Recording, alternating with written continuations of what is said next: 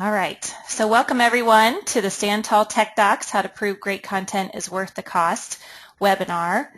I would like to introduce to you our speakers today. There they are. PG Bartlett, he is the head of product management at Acrolinks, and Tom McGleary, who is the ex-metal technology specialist from Just Systems. And both of these gentlemen have been in this business a long time and have a lot of great knowledge to share. So I hope you enjoy the webinar today. So without further ado, here's PG. Thanks, Robin. And Tom, why don't you say hello to everyone before we get started? Hi, everybody. Yeah. Well done. Thanks, Tom. And thanks, everyone, for coming.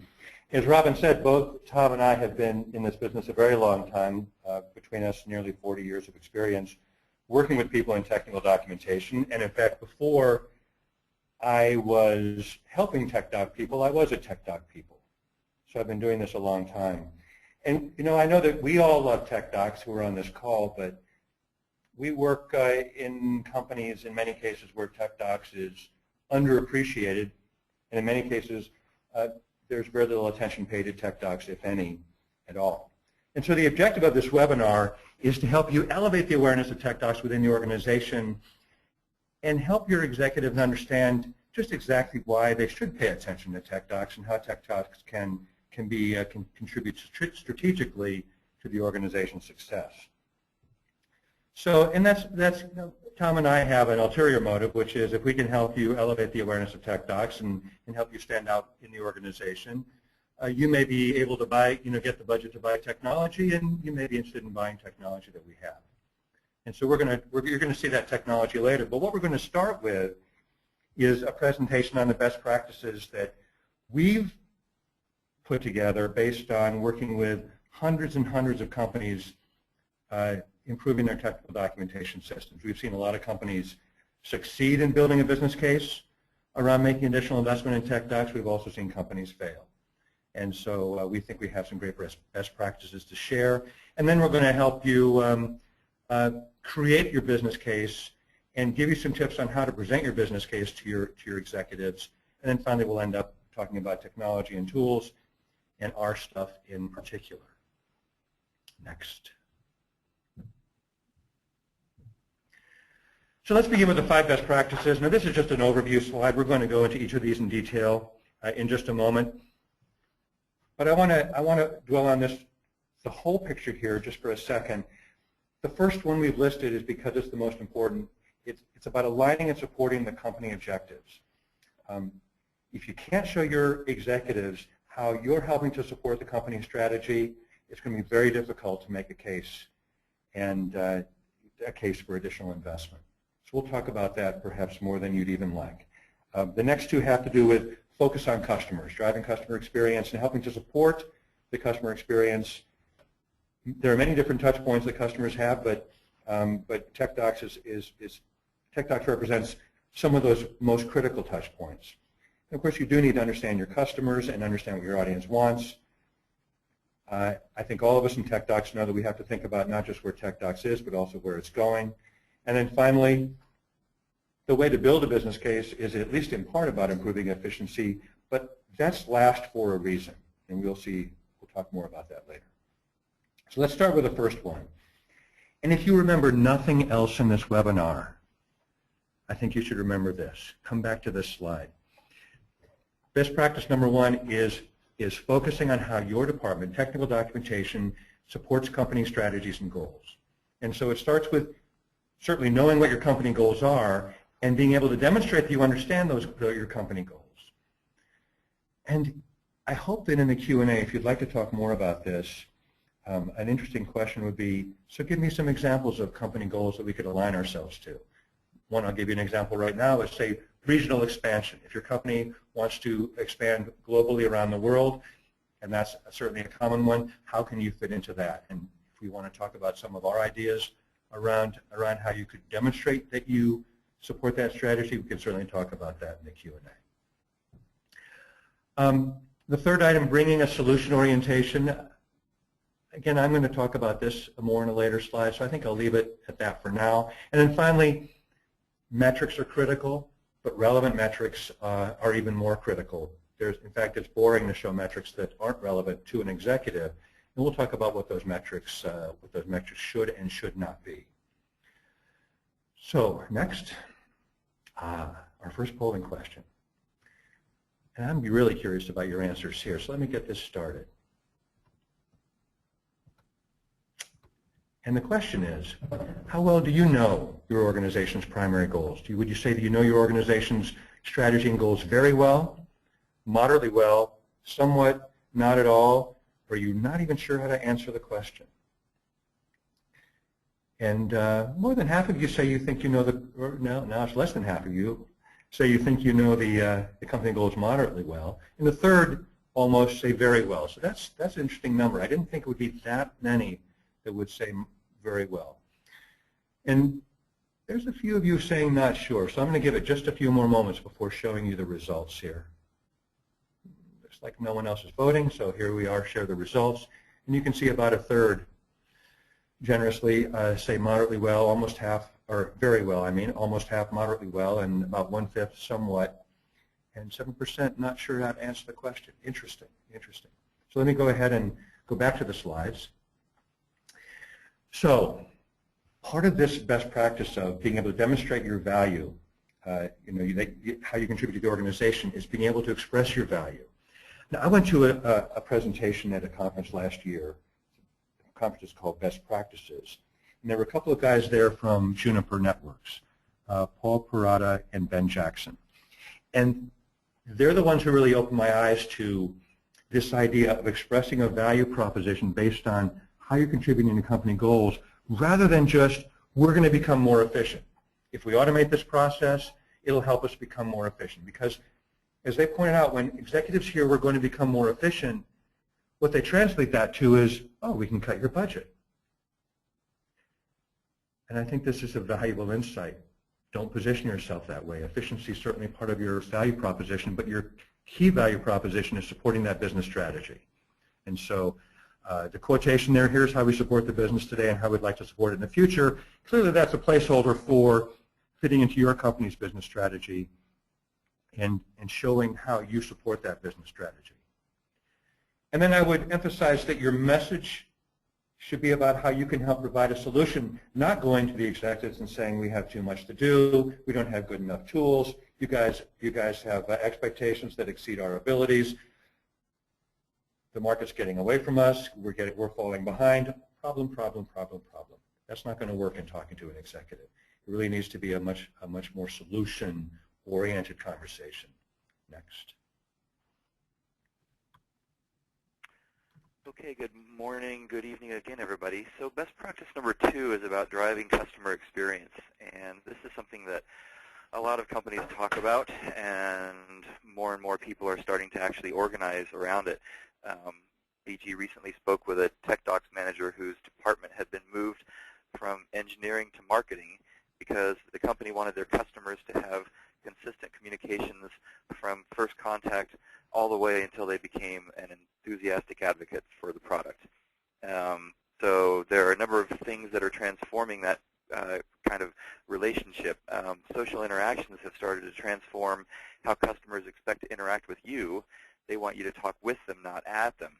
And so that's a key factor nowadays. Information plays a key role in any kind of customer experience.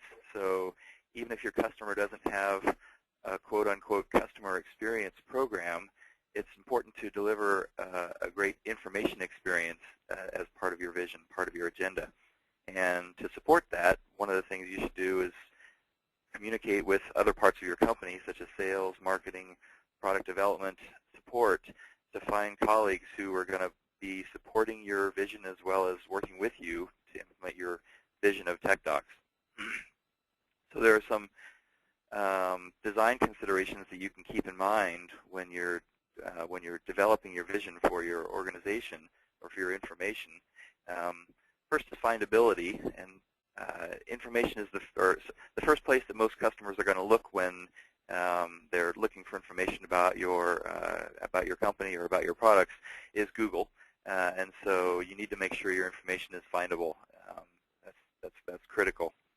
Second, convenience. Nowadays, people look at your information on every device you can imagine, and not only that, but devices that you can't even imagine yet. And so your information needs to be available in all of the formats that your customers are going to need. Information should be relevant. It needs to be personalized to your customers' interests. In other words, you don't want to require your customers to have to sift through information that's irrelevant in order to find the content that they're looking for. It should be understandable. It should be written without any jargon, buzzwords, grandiose phrasing, and any of the other kinds of failures that can impede comprehension. And it should be, if possible and if appropriate, enjoyable. So it should be written in a lively, active style that speaks personally to your reader. And finally, when you're thinking about your departmental vision, you should consider the way you want to talk about the department itself. Many companies are starting to feel that the term technical documentation no longer represents their vision. And so if you feel that is the case for you, then consider changing it. And we've got some examples here in recent years of how some big companies have changed the name of their Techdocs department to things other than the former name of technical documentation. PG?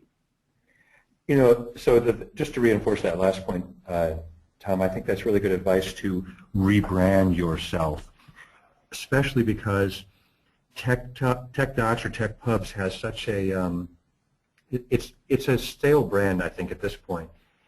But I know it's also hard to change. We don't want to we don't minimize the difficulty of trying to get someone else to say, well, we're not TechPubs anymore. We're now information experience or user assistance or something like that. That might be hard to get other people to say, and therefore it takes time.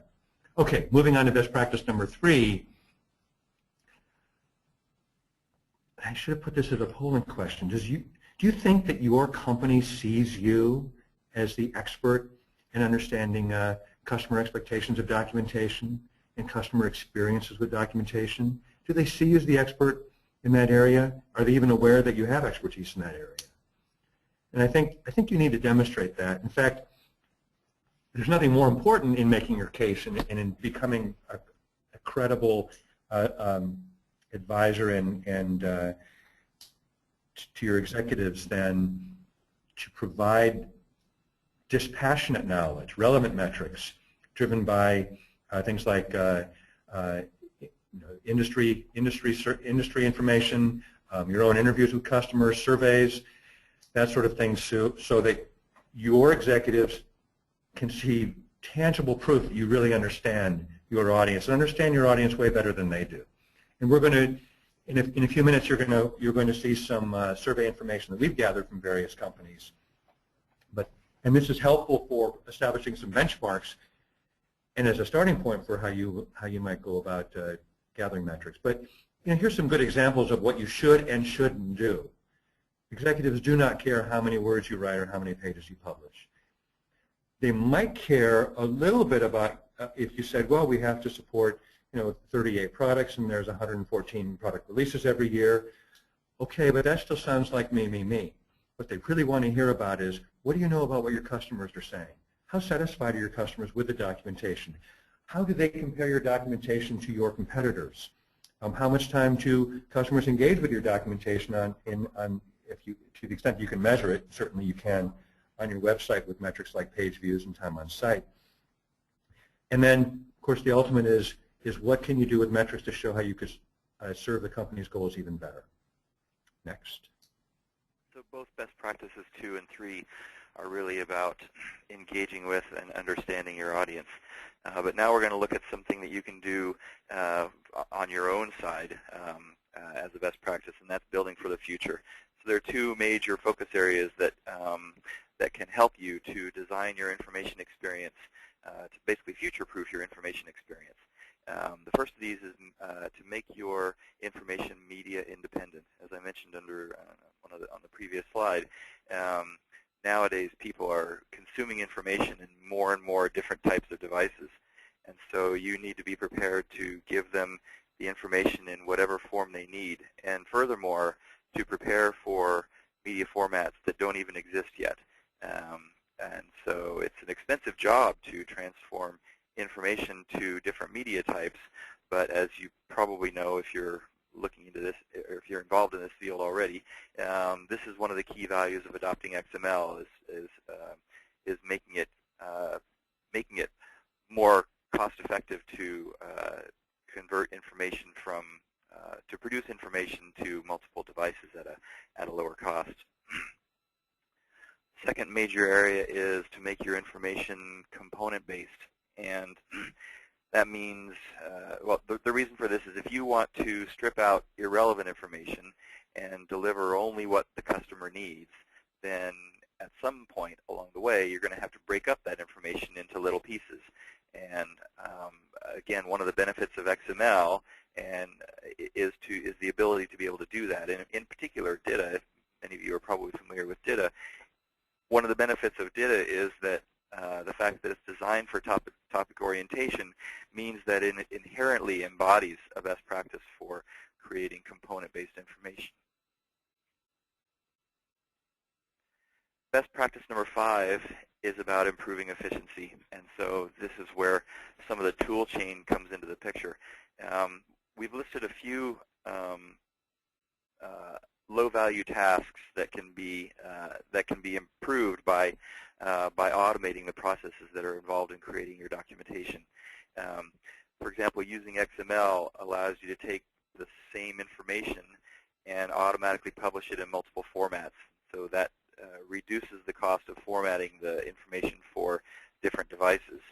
Using DITA or some other component like XML document type for your authoring allows you to automatically produce variation of your content for different audiences. That's personalization, which again is part of being of understanding your audience and part of delivering only the information that they need.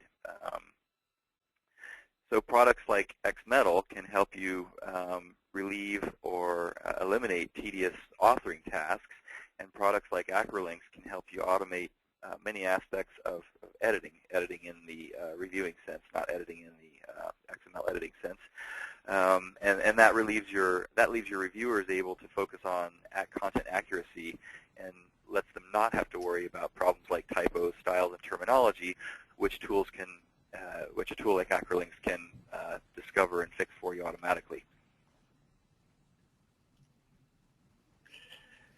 Okay, so let's talk about putting your business case together. And it starts with having metrics. If you go without metrics to try to make your case, I think it becomes a lot more difficult, because it's very difficult to show that you have a tangible, concrete understanding of your customer experience. And so I know that takes time. It's not something you can do quickly, but it's something, if you haven't got a good handle on the metrics, something that I would get started on today, rather than focusing on jumping ahead to, well, we already know what our problem is. Therefore, what we need to do is solve the problem. Here's the plan for solving the problem, give me money now. That's a hard one to sell. It depends on how much money you're asking for, of course. If you're not asking for money, maybe it's easy, but I'm presuming that you're here because you want to learn about how to build a case for not just build a case for funding, but also make sure that you position yourself better in the organization. And it absolutely has to start with identifying the metrics that you need to gathering those metrics, and then evangelizing them, making sure that people know the people in the organization know what it is that you've discovered, what you know about your customers. Make sure they know that you're the expert in your customer's experience with documentation. I almost hate to use the word. I think, post-sales support. I imagine we could think of other phrases if we spent some time on it, but that's the kind of thing that you want to start with. And then once you have that information, then you can, as part of your case, come up with a vision that aligns with your corporate goals, define a strategy within your department to support that vision. And then when you put all of that together, you can give the sales pitch, make the presentation to your executives. And then finally, when I say funding model, what I'm talking about is is what percentage of, say, your development cost should be invested in technical documentation. A good rule of thumb is 4 to 5% on average, and it depends on the company, of course. It can vary widely from industry to industry.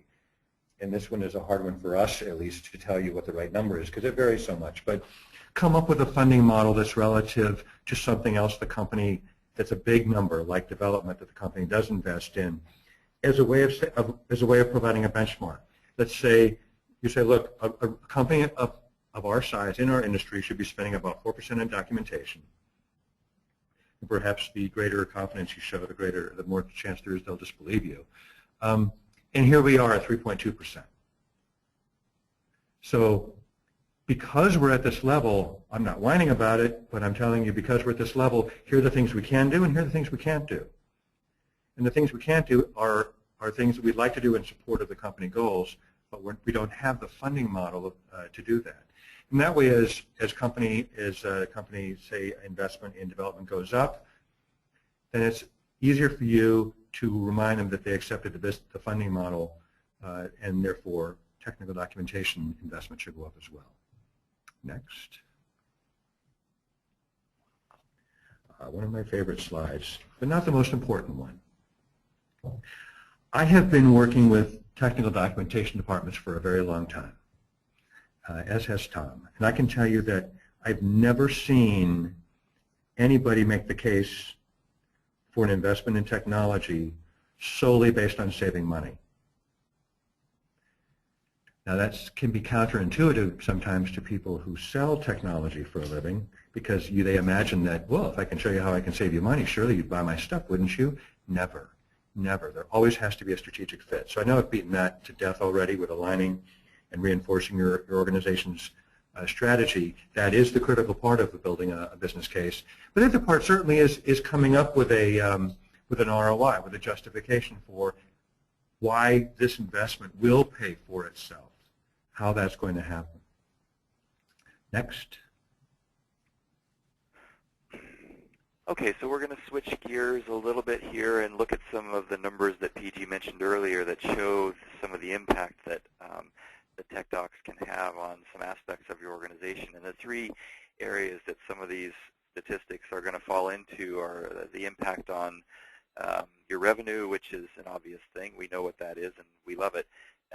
Customer retention, which is, of course, driven by customer satisfaction. And your operations, meaning your operational efficiency. So there are some areas in your company that have to that can be negatively affected if you have poor quality information, such as your support or your help desk or the product returns department. So we've got some numbers that show how much some of these areas can be affected. We're just going to look through some of these statistics. Some of these stats, by the way, come from this ebook, which we've got a link to on our slides, so you can check this out yourselves. It's a survey that Sharon Burton has done for a couple of years now about asking a number of questions about consumer perceptions of issues related to your documentation. So the first fact here is that 32% of people typically look at the product instructions before they buy, and this is a statistic that we've been hearing regularly for the past few years that's going up and up and up. So many more people are looking at your documentation as a factor in determining whether they're even going to continue to consider your product in the first place. And this 32% number may even be low. It's likely higher for the kinds of products that many of us in the technology industry are more directly acquainted with. 70% of the buying process in a sale is already complete before prospects are willing to engage with a live salesperson. That's again kind of stunning. That's a related sort of fact. Almost everyone uses product instructions. Oops, that's what I wanted to say about my next slide. Almost everyone uses product instructions, but not so many people think that they're all that great all of the time. Furthermore, many people assume that bad documentation means you have a bad product, and they're probably not necessarily that far off the mark in that case. If the documentation is not all that great, the likelihood that a customer is going to make a repeat purchase from you is downright abysmal. Only 5% in one of the questions indicated that they would be likely to buy from a company again if they felt that the technical documentation was inadequate or insufficient. Most common thing people do if they run into problems using a product is to go to the documentation on that product company's website, your company's website. Documentation simply matters. Customer support or the help desk is a fallback position in the case of poor documentation. But if the answers aren't forthcoming one way or the other, then customers are simply going to go away. So there are, I mean, we have more numbers for you. We're not done yet. Sharon is one source. We don't have any business connection with Sharon, but she does do a wonderful survey, and I'm not sure that, I don't know of anybody else who does a broad survey that crosses many companies. We've got some numbers coming up from specific companies here in a moment. But one thing I thought that was interesting, and again, I got this from a presentation given at last year's Best Practices Conference.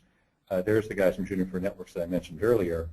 And according to them, customers of Cisco's and Microsoft say the documentation is worth, in their eyes, 10 to 20% of the product cost. It certainly doesn't cost that much. No one's spending that much money on documentation. But it gives a sense of what's the perspective of customers on how much the documentation is worth. It's a great idea for a question to ask if you're going to survey your customers as part of gathering metrics and get their impression of what they think it's worth. Next. IBM has done a survey of their customers, and of course they're making very high-tech products, and documentation, I think most people recognize, is a critical part of a high-tech product, though it's even a critical part of, say, putting together a wagon at Christmas time for a child. I mean, there's documentation is important in almost any case where without it you can't figure out what's going on. But I thought this was an interesting survey, is that according to IBM's customers, their perception or the quality of the documentation influences their perception of the company, of the product quality, it influences their product satisfaction, and it influences their purchase decision. And these are extraordinarily high numbers. So I think I would just dwell on that for a moment, just how important documentation quality is according to IBM's customers. And this is another great question you could ask your own customers. How important is documentation quality? How does it affect their perception of your company, of your product quality? Next slide.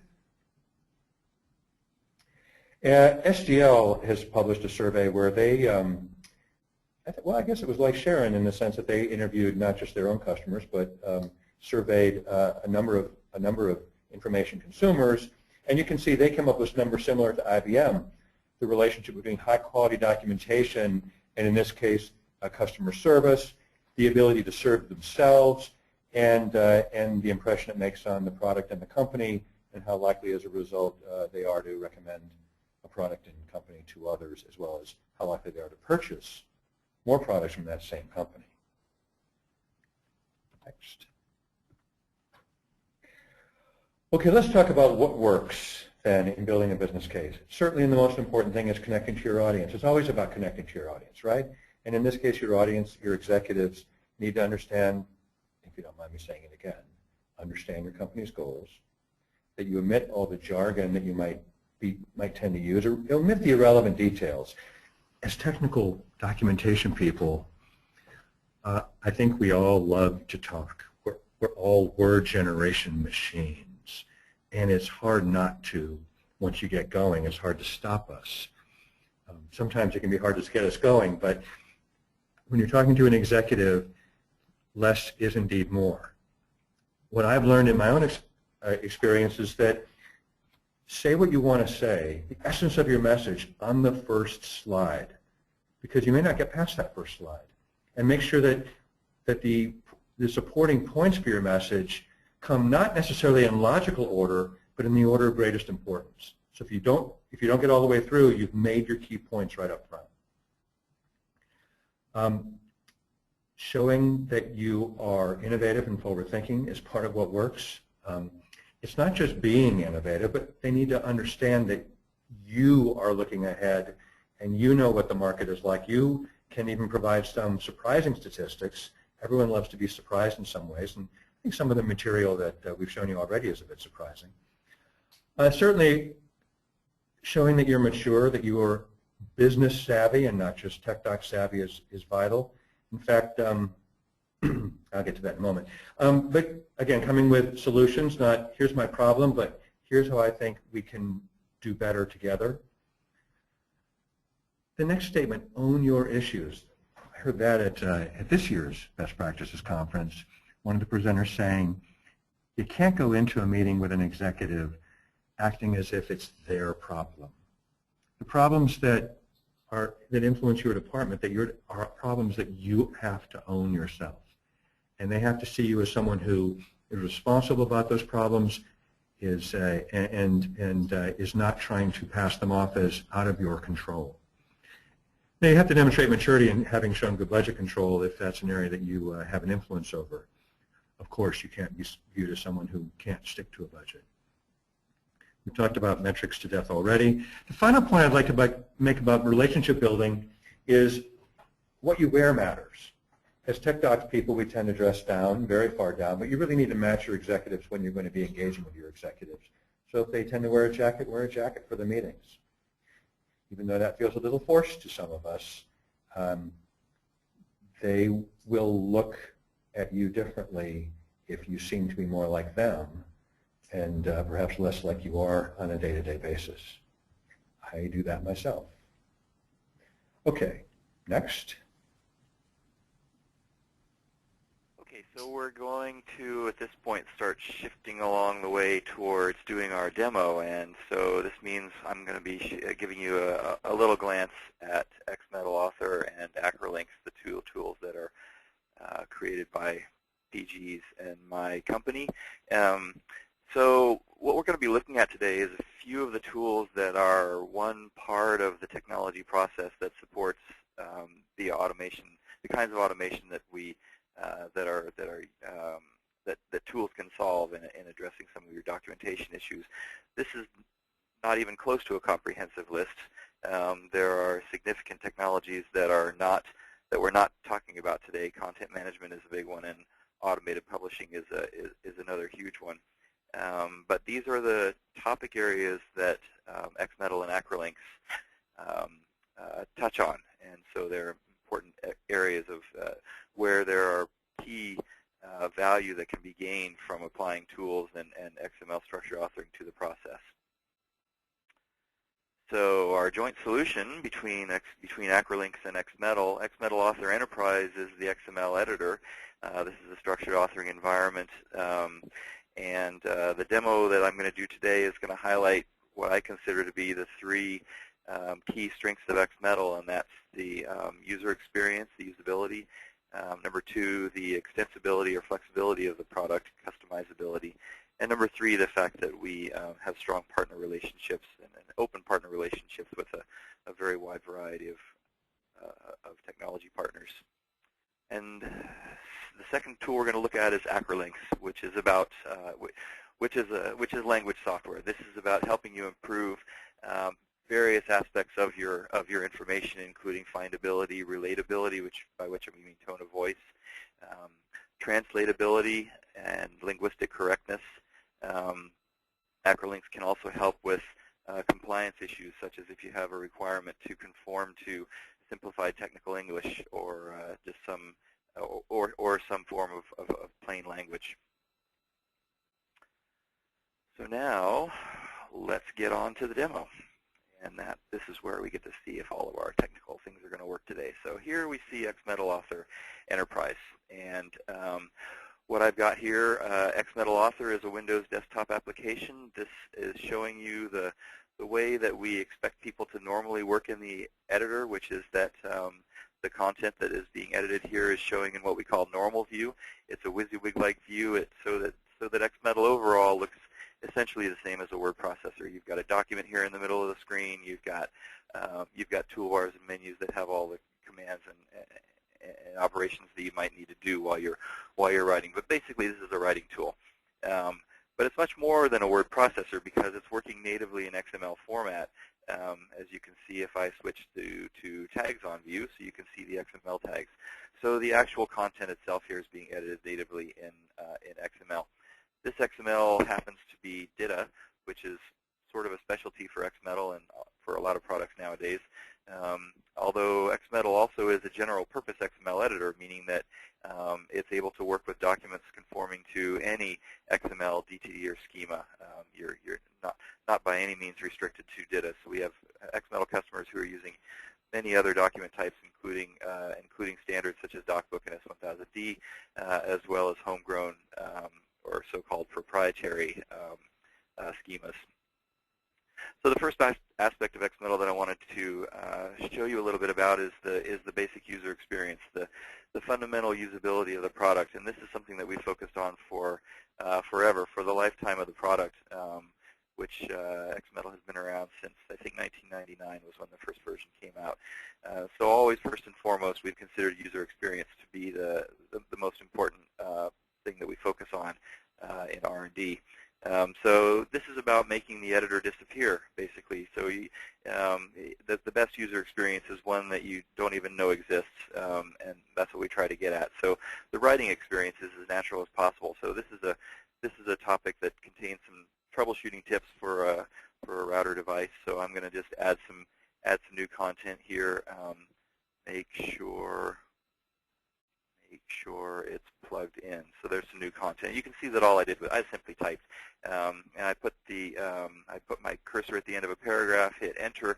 XMetal inserted a new paragraph, and I typed in the text. And this actually, again, flipping my tags back on so you can see, XMetal actually inserted a new tag there. So so this is an example of XMetal knowing your DTD and automatically preserving the validity of your XML, which is a critical function in any XML-related workflow. It's critical that the XML content that you're creating be valid, and XMetal preserves that at all times. So you can also there are just dozens and dozens of shortcuts and sort of easy things to do in XMetal that behave just as you would expect them. If I want to turn a few paragraphs into a list, I can simply select those paragraphs, click on the list button, and that transforms them into the list. Again, let's take a peek at the tags, and you can see the transformation that took place. What were paragraphs are now list items, and furthermore, those list items have been wrapped with a UL tag, which is the list element. So again, it's all automatic. XMetal manages the tagging, the markup behind the scenes. Now that this is a list, XMetal is context aware, and if you press the enter key on the list, you get another list item. Make sure it's turned on. Right? So, and as long as you press enter, you're going to get a new list item. But then we even emulate, we go farther than that. We emulate the behavior of word processing applications such that if I press an enter key here at the end of a list when I haven't typed anything, XMetal actually closes out the list and moves on to a paragraph following the list. This is the top spin 360. And I type that particular sentence because the next thing I'd like to show you is I've been sort of focusing on some low-level documentation details, the kind where this is the kind where if we get it right, you don't even know we're getting it right because it just behaves exactly the way you expect it to. But now I want to show you some things that are a little more complex. So I want to look at creating a couple of links. So links are the foundation of reuse in XML and structured authoring. They're one of the most important reasons why we do it at all. And syntax is critical, but it can be tricky and complicated. So the tool should and of course does help you out. I'm going to insert a figure into this document. And in order to insert a figure, all I have to do, XMetal gives you a nice dialog that lets you simply browse to select an image. I say OK. Let's just make that a little smaller because I know that, yep, that's going to be a little bit too big, so let me make that a little bit smaller. And there we've inserted an image into the document. XMetal, again, inserted all the correct tags. And not only that, XMetal also inserted a bunch of markup that could have been tricky if we had to do this by hand. So there's the link to the attribute. There's the link to the graphic image itself, as well as setting the values of several attributes. So doing that sort of stuff manually can be error-prone. Using a dialog and having XMetal automatically code that for you is a much more robust way to handle a problem like that. As a second example of inserting a link, let's insert a link to this topic in the map. So inserting a topic reference is the same thing. Simply browse to select the topic that you want, say OK, and there's now a link to the topic in the map. I didn't want it there. I wanted it down here, and there we go. So that's some editing in XMetal. Now I'd like to show you acrolinks. So acrolinks is a tool that lets you check your language. So let me look at a different topic here that has a bit more content in it. And notice that in XMetal here there's an acrolinks menu as well as an acrolinks toolbar. These buttons here in this toolbar relate to acrolinks. I'm going to start by just running a check on this document, which is going to apply.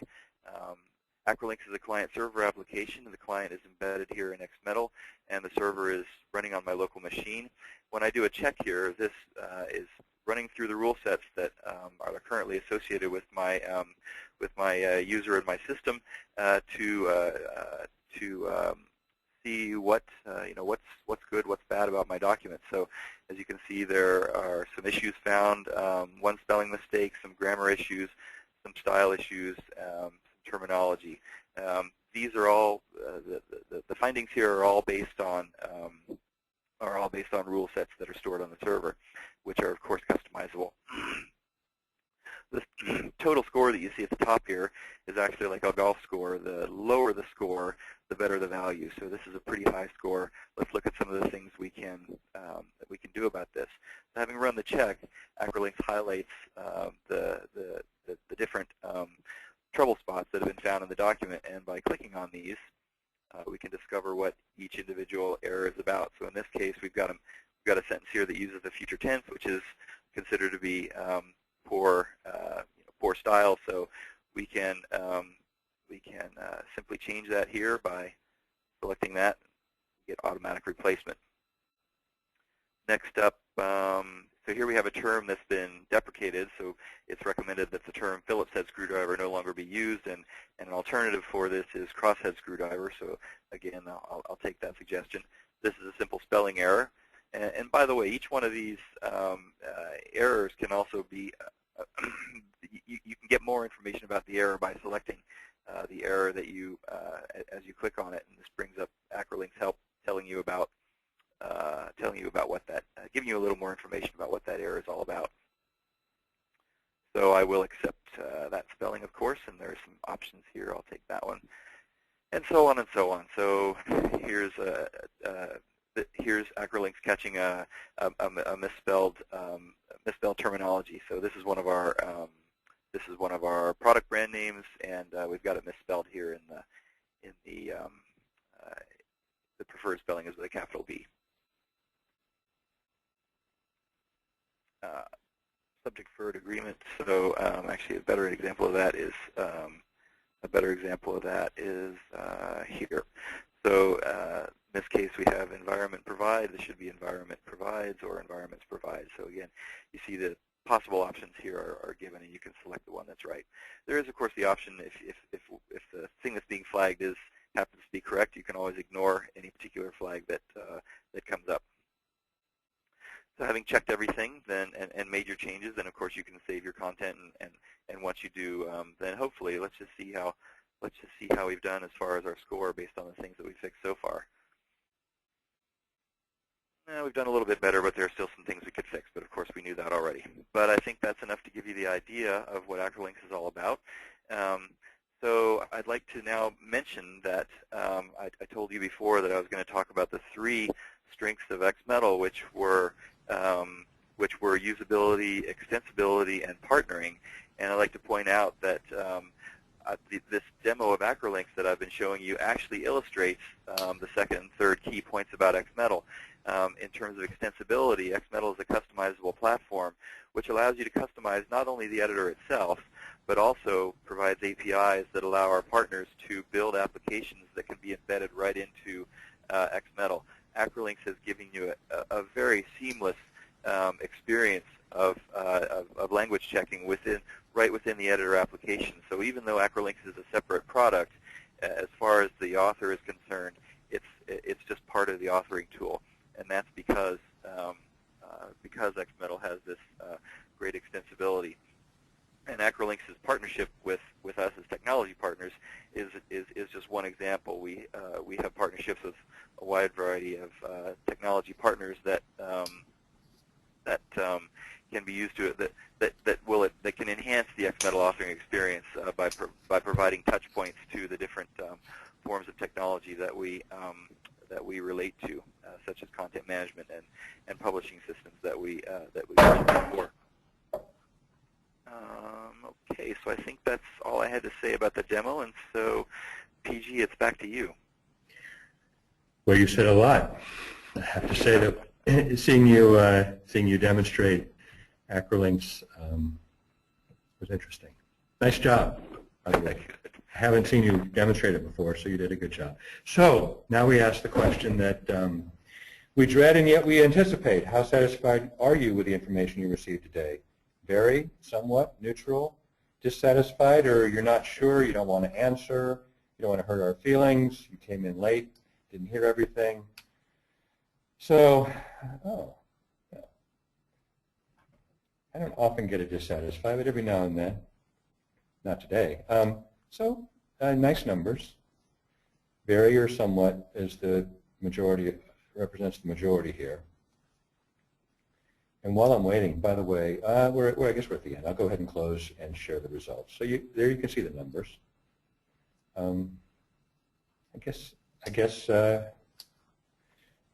pretty good. Okay, let's go back to the slides and wrap up here. On the last slide, you can see that we've got our email addresses.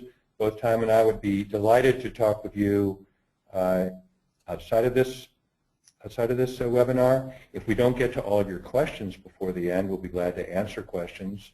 Just send us an email if we don't get to your question, and we'll do it offline. As Robin said at the start, we will have both the slides and the recording available. I don't know why it doesn't say slides and recording, but both will be available online, and she will send an email out. But if you, I don't know when exactly we'll have it, but she'll send you an email once it's available. So now we can get to questions. As Robin mentioned earlier, please enter questions in the question panel. And there's a lot. I do see an XMetal question here that I can take up. So the question here is, how is XMetal good for SEO, search engine optimization? So that's an interesting question. So the glib answer is that XMetal actually has nothing to do with SEO.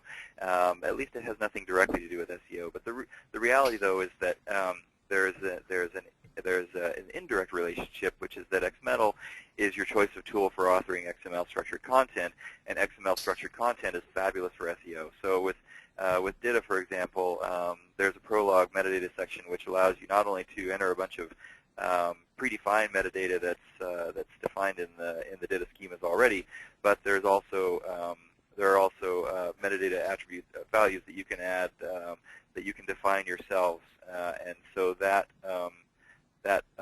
metadata capability in DITA is facilitated in XMetal by giving you a nice dialog that you can use to edit your metadata, and by giving you a nice visual presentation of that metadata when the topic contains some metadata.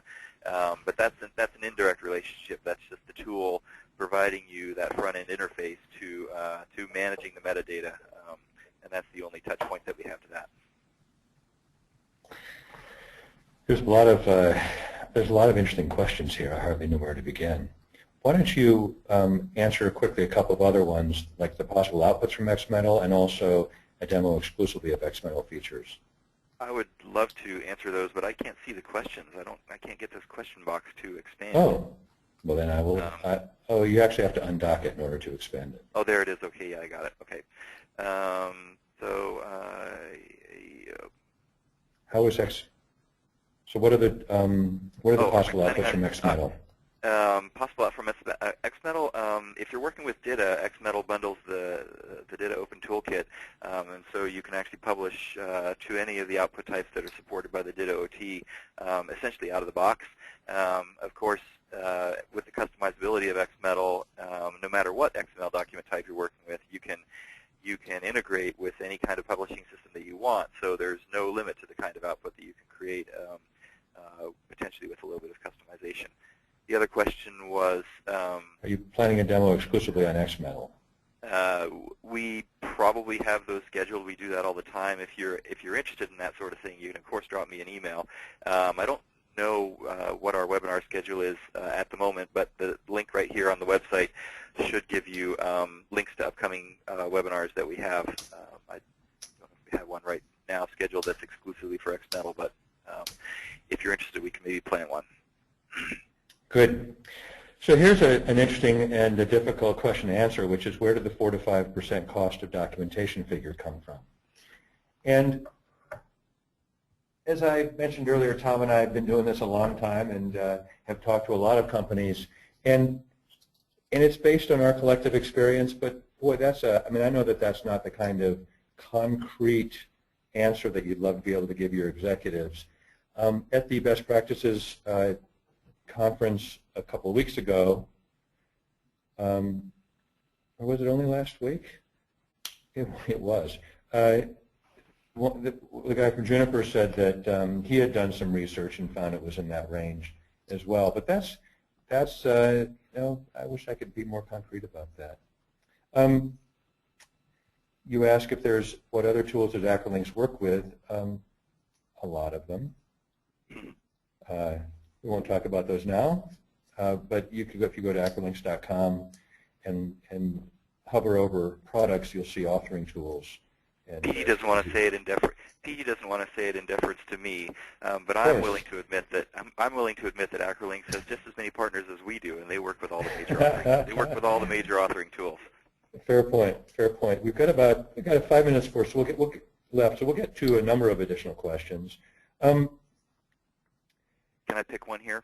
Sure.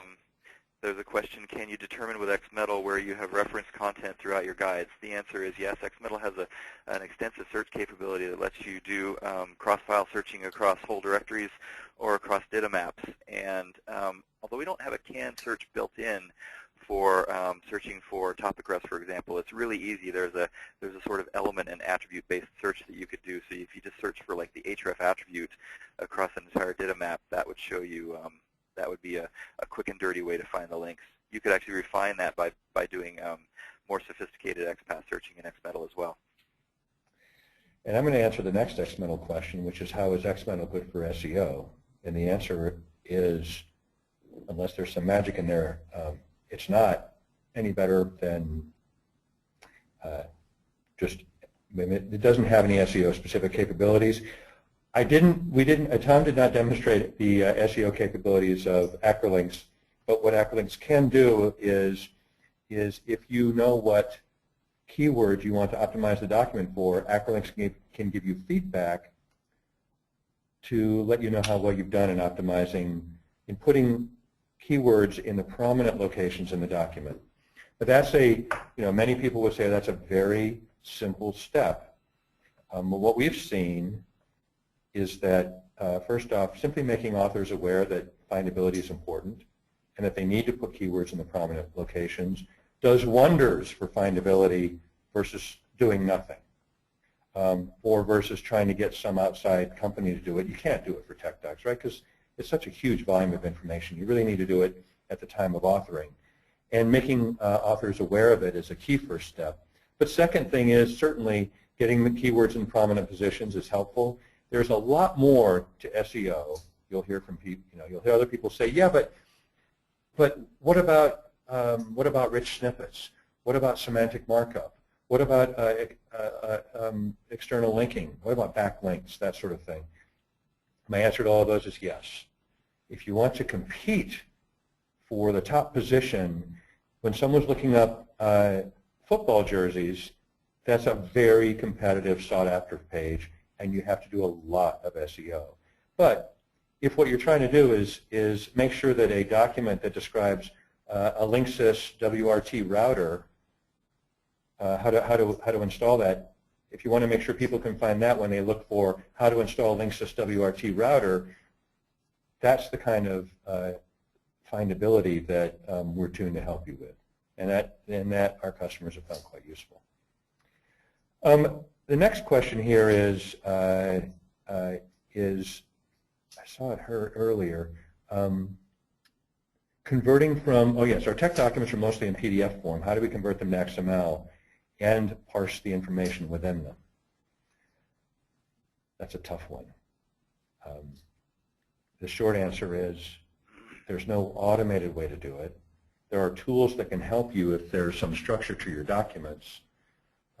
What Tom and I have both learned over a very long period of time is unstructured content is nowhere near as well structured as you think it is, which means that any sort of tool that will automatically essentially reverse engineer the structure that's in your content there'll be a lot of variability to it and a lot of manual fix-up required. So the answer can range anywhere from use some automation tools, and they're out there, tools for converting legacy content to XML, look that up, or there are services out there like DCL, data conversion labs, that have vast resources and tools that can convert content for you. Looks like we have time for a couple more questions. Tom, do you have one picked out? Yeah, there's a couple of quickies here for XMetal actually. One is does XMetal handle conditional text as in FrameMaker, and the answer is yes. Although it's not technically XMetal that's handling that. It's the fact that it's the fact that DITA supports conditional text, and then XMetal provides some really nice UI for dealing with the conditional attributes in DITA. And then the other one is, what are the native editing, review, and checking capabilities of XMetal? There's nothing particularly, apart from language checkers like Acrolinks, there's nothing particularly special about reviewing in XMetal. We do have change tracking capabilities, so you can turn change tracking on and you get the the strike through and the underline, but that's basically about it. And there are competitors to Acrolinks who have tools that have integrated with XMetal as well. Some of them are not as seamless as the integration with Acrolinks, but there are a few out there. That's nice of you to say. By the way, you understate XMetal's capabilities with regard to conditional text. It's no less than in FrameMaker. In some ways better. The fact that it's compatible with a standard is even better. Yeah, so I guess. You were being modest. So there's a lot of other great questions here. We can't get to the rest of them. We're at the top of the hour, but would be glad to get your emails and follow up with you later. I think you all know the rest about we will send out an email on the recording and the slides. And Tom, thank you very much. It was great doing this with you. PG, thank you. I agree. Thank you, everybody, for attending today. Yep, thanks, everybody. See you next time. Bye-bye.